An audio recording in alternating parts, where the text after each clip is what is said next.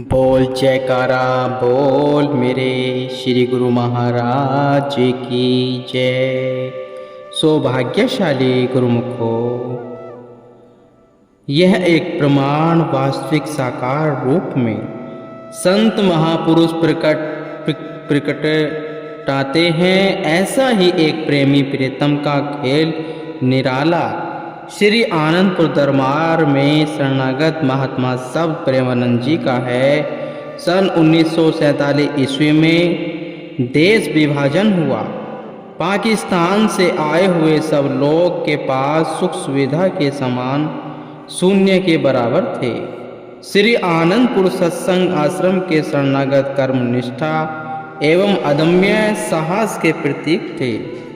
काशीपुर में भाई शब्द दर्शनानंद जी कच्ची मिट्टी वाले भूमि पर सत्संग आश्रम बनवाकर सेवा कार्य कर रही थी।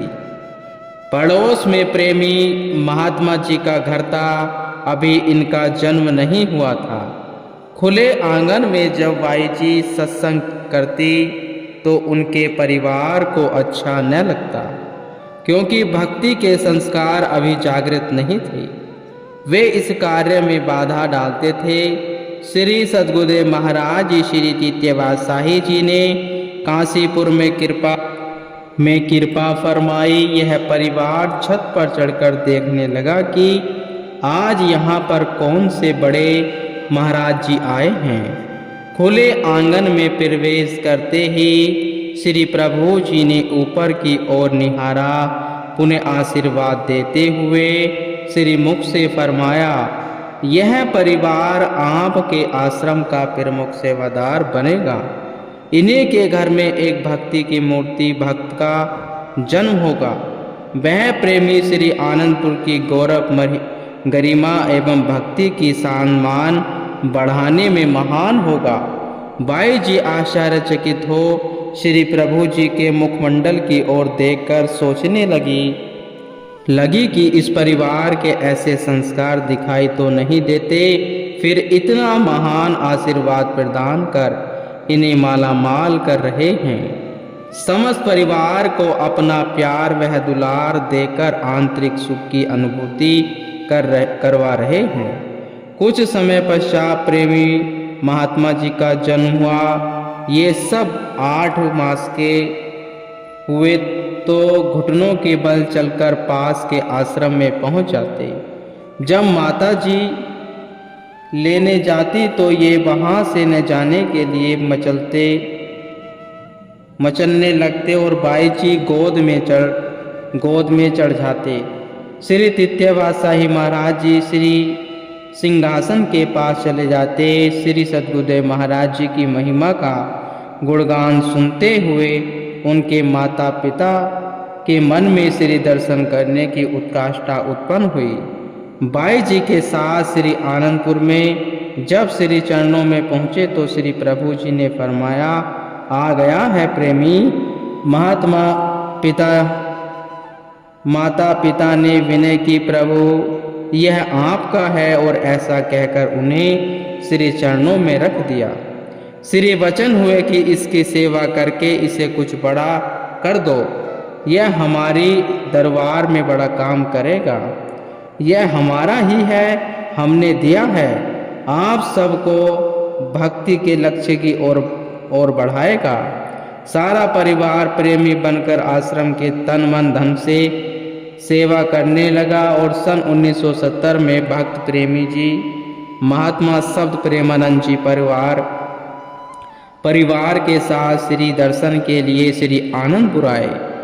श्री सद्गुरु महाराज श्री पंचमवाद शाही जी ने अपने कर्तव्य व्यक्त निष्ठा परम प्रिय भक्त को पहचान लिया।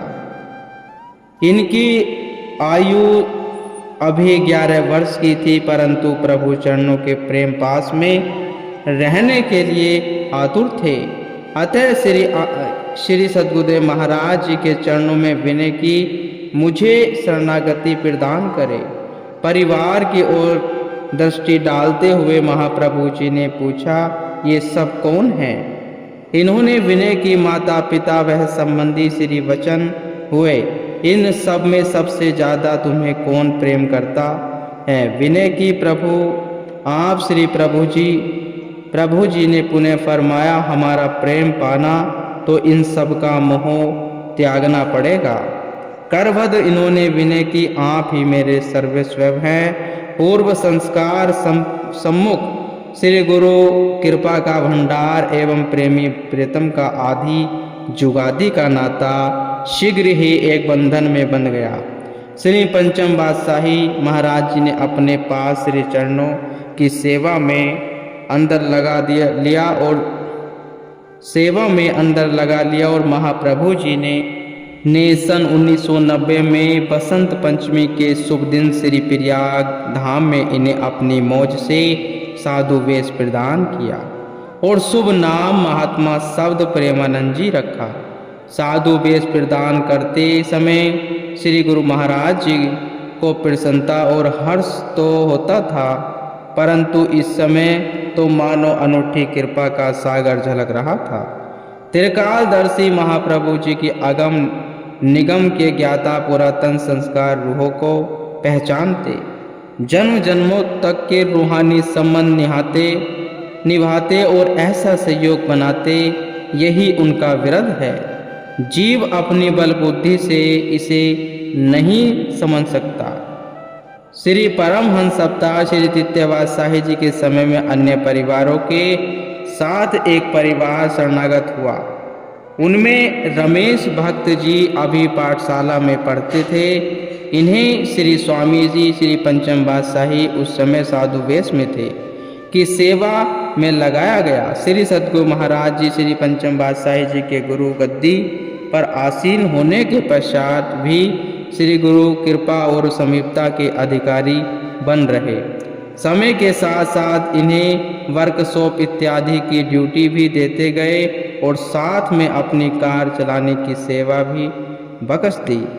असीम कृपा एवं प्रसन्नता बरसाते हुए अपनी श्री मौज के सन 1982 में महाप्रभु जी ने इन्हें साधु वेश प्रदान किया और शुभ नाम महात्मा नित्य योगानंद जी रखा। उस दिन महाप्रभु जी ने 52 अधिकारी गुरुमुखों को साधु वेश प्रदान किया था। इस स्वर्णम अवसर पर गुरुमुखों के हृदयों में उल्लास छलक रहा था। महाप्रभु जी स्वयं भी अमर लोक की दिव्य मौज को पूरा होता हुआ देख हर्ष विभोर हो मनोहर लीला करते हुए भोग प्रसाद लुटाने लगे। यही है आदि जुगादि से प्रेमियों के अलग अलग प्रेम प्रभु के साथ प्रेमी में संबंध। श्री सद्गुरु महाराज जी ने महात्मा जी को श्री चरणों की समीपता देकर अन्य कितनी सेवाएं सौंपी। आपने श्री गुरु महाराज जी का पालन करना ही जीवन का प्रमुख कर्तव्य एवं अंग बनाया। वर्तमान समय तक महात्मा जी श्री चरणों में रहकर तन प्राण से सेवा कार्य पूर्ण निष्ठा से कर रहे थे। श्री परमहंस श्री सद्गुरु दाता दयाल जी श्री आनंदपुर में कुछ समय रहकर प्रेमियों गुरुमुखों एवं जिज्ञासुओं से सेवा करवाते, अनुपम लीलाओं से सरसाते तथा परमार्थ कार्य यानी जीव कल्याण हेतु स्वयं सब स्थानों पर जाकर सत्संग लाभ कराते। सत्पुरुषों का ध्येय ही यही है। संत महापुरुष जीव कल्याण हेतु संसार में अवतार लेते हैं। जीव कल्याण अथवा मानव जन्म का लक्ष्य आत्मा को परमात्मा से एकाकार करना, इसका पथ दर्शाते हैं। भजन नाम सुमरण सेवा के सरल साधन जुटाकर सुरति को शब्द में लय करने के लिए सत्य नाम का दान देते हैं। परमात्मा के नाम से लीप लगाने और उससे प्रेम बढ़ाने का पथ दर्शाने के लिए अनेक कष्ट झेलते हुए संसार में विचरण करते हैं। उन्हें परमार्थ की राह पर चलते हुए अपना स्वार्थ लेस मात्र नहीं होता। संत पलटूदास जी जिन्होंने इस मग को अपनाकर जीव कल्याण का कार्य कर लिया, कहते हैं कि ऐसे महापुरुषों की संगति अत्यंत दुर्लभ है। ऐसे महापुरुषों का संग पाकर पलटूदास जी ने जीवात्मा को 84 के बंधनों से आजाद करा दिया है। संत महापुरुष सदैव परमार्थ के लिए ही अवतार धारण करते हैं। आपने श्री आनंदपुर से रोशनपुर जाने का प्रोग्राम बनाया। 20 भक्तों को एक पिकअप में साथ लेकर चल दिए। रोशनपुर छोटा सा स्थान था। महापुरुषों की मौज जिस धरती को सौभाग्यशाली बनाने और प्रेमी जिज्ञासुओं की आत्मिक तृष्णा बुझाने की होती है, वहाँ पर कृपा बरसाते हैं। मार्ग में मुरादाबाद में प्रेमी भक्तों का होटल था। आपने उन्हें संदेश भिजवाया कि उनके गृह में बने श्री मंदिर में श्री मूर्तियाँ विराजमान करेंगे। अधिक संगत को नहीं बुलाना, केवल अपनी राहबर बाई प्रेम अविनाशानंद जी को बुला लेना और बाहर दूर स्थान पर टेंट लगवाना।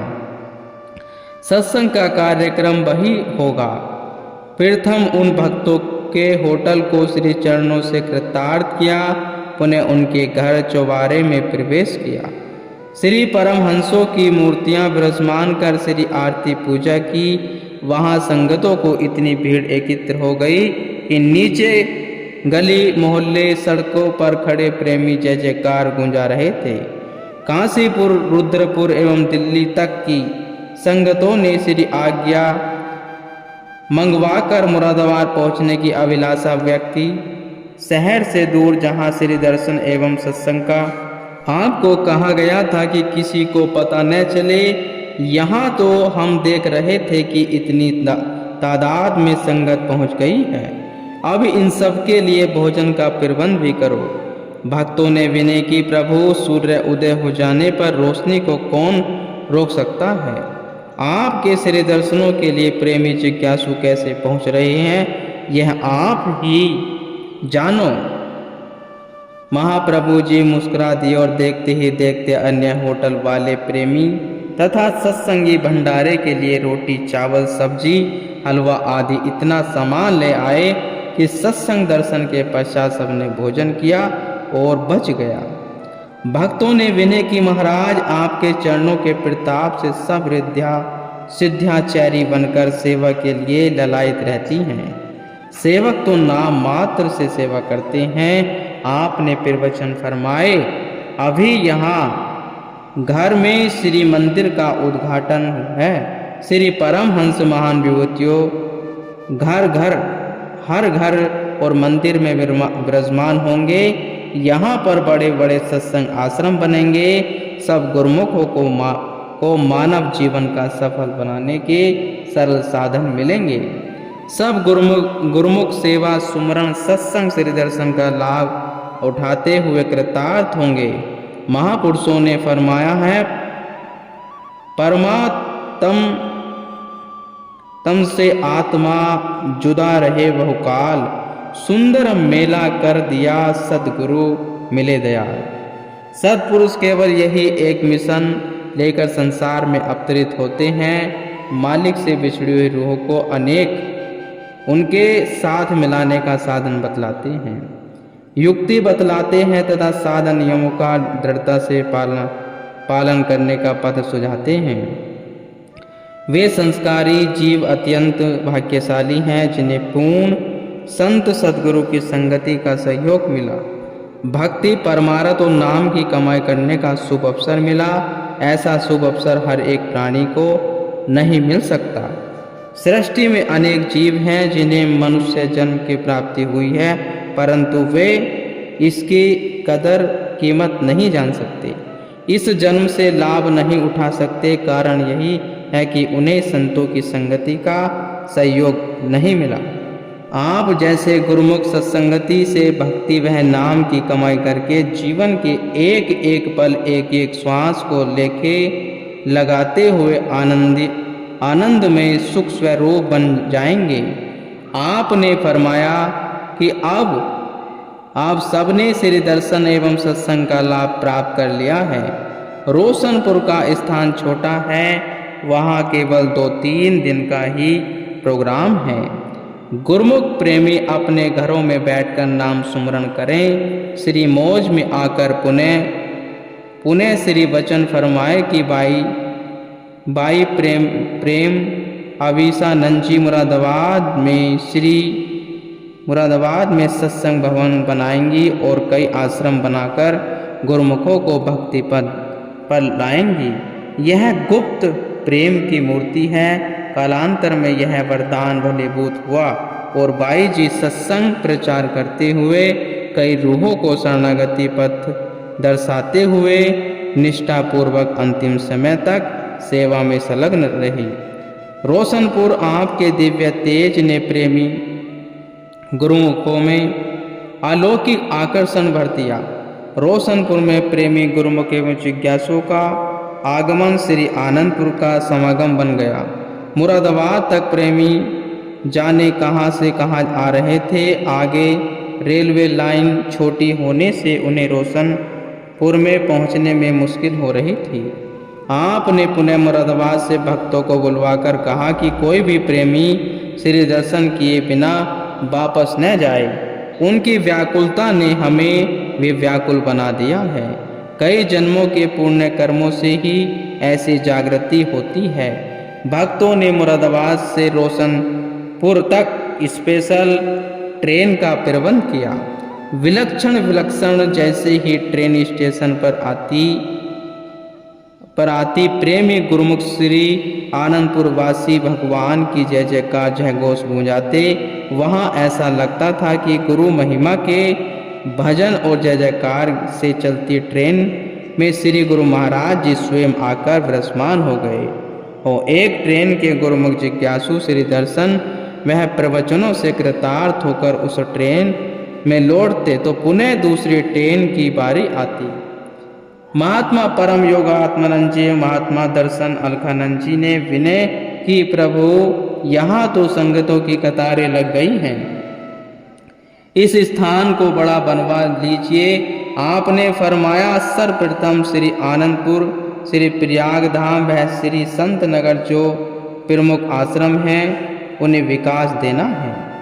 देश विदेश के प्रेमी जिज्ञासु श्री आनंदपुर के महान केंद्र से भक्ति एवं सत्संग लाभ उठाने को आतुर हैं। श्री परमहंस दयाल जी की मौज ही सर्वोपरि है। इस प्रकार आपने रोशनपुर में गुरुमुख प्रेमियों को कृतार्थ कर काशीपुर होते हुए श्री आनंदपुर कृपा की। आपने श्री आनंदपुर में भक्तों की तरफ श्री मंदिर तक जाने के लिए पक्की सड़क एवं कुछ नए भवन निर्माण का कार्य आरंभ करवा दिया था। पुराने मकानों की कुछ छतें पत्थरों से बनी थी और कुछ टीन की चद्दरों से बनी हुई थी। इनमें बदलाव वह नव निर्माण धीरे धीरे आरंभ होने लगा। अब एक पुरातन दृश्य श्री आनंदपुर प्रेमी गुरुमुखों के सम्मुख आया है। आप उस समय श्री प्रयाग धाम में विराजमान थे। श्री आनंदपुर में 7 दिनों तक दिन रात भारी वर्षा होती रही। श्री आनंदपुर में पानी सीढ़ियों से ऊपर फर्श तक पहुंच गया।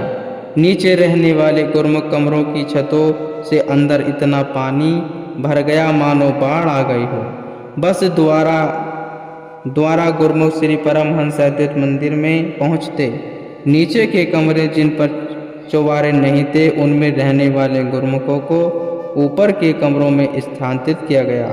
गुरुमुख लंगर से एक ही बार 3 समय का भोजन घर ले आते। उस समय यहाँ सबके मन में यही आभास हो रहा था कि देवराज इंद्र द्वापर युग का नज़ारा दिखा रहे हैं।